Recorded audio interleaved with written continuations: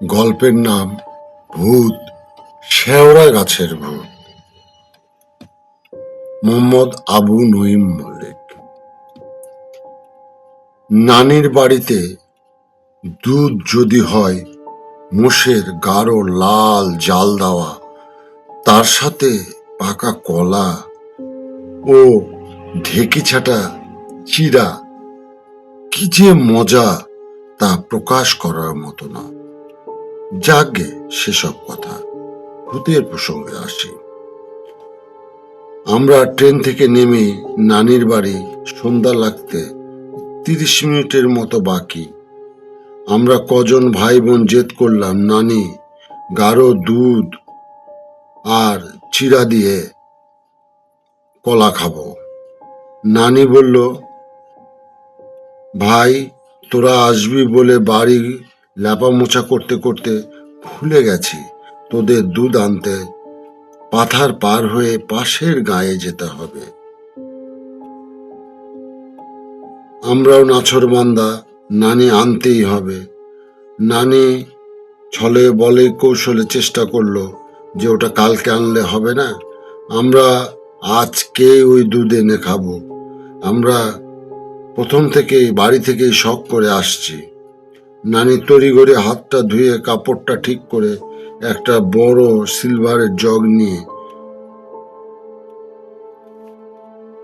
দিলেন রওনা। আমরা অপেক্ষায় নোনাবদন খেলতে লাগলাম। সন্ধ্যা ঘনিয়ে প্রায় রাত্রি, নানি আসেই না। আমরাও চিন্তায় পড়ে গেলাম। মা বারবার বলতে লাগলো, তো নানি এখনো আসছে না কেন?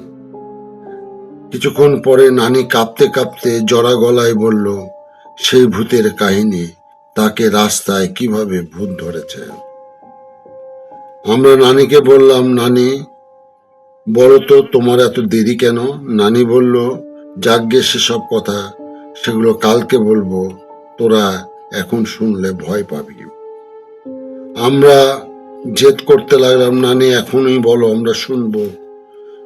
পাশের গা থেকে দুধ নিয়ে যখন পাথারের কাছে আসলাম, তখন ওখানে ছিল একটা প্রকাণ্ড শেওড়া গাছ, আর তার পাশেই ছিল একটা দেবদারু গাছ। সেখান থেকে একটা বড় কালো জন্তু, বড় বড় নৌকালা এসে নাকে নাকে বলল, আমাকে দুধ দে, আমি দুধ খাবো। নানি বলছে, আমি ভয় পাই না, আমি আল্লাহর সূরা কালমা যা জানি সব পড়তে লাগলাম। পড়তে পড়তে কিছু দূর আগাতে যে একটা লাঠি দেখতে পেলাম। লাঠিটা পা দিয়ে তুললাম।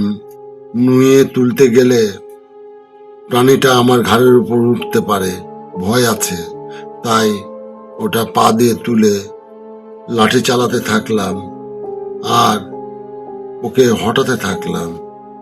যত তাড়াতাড়ি পারি ভূতের এলাকা পাথার থেকে সরে আসতে পারি। এভাবে আরেকটু আসতে দেখি কালো বিড়াল হয়ে গেল। তারপরে পায়ের কাছে আসতে চেষ্টা করলো। সেই বিড়ালকে লাঠি দিয়ে মারি, বিড়াল হটতে চায় না। এই করতে করতে কিছু দূর আগাতেই বিড়ালটা আবার শিয়াল হয়ে গেল। এরই মধ্যে আমি কোনো মতে পাথার পার হয়ে লোকালয়ে ঢুকে পড়লাম। পরে পিছ ঘুরে দেখি শিয়ালটা মিলিয়ে গেছে। যাই হোক, নানি দুধটা তড়িঘড়ি জাল দাও, খাবো, খিদে পেয়েছে। দুধ জাল দিতে দেখতে পেলাম দুধটা হালকা নীল হয়ে গেল।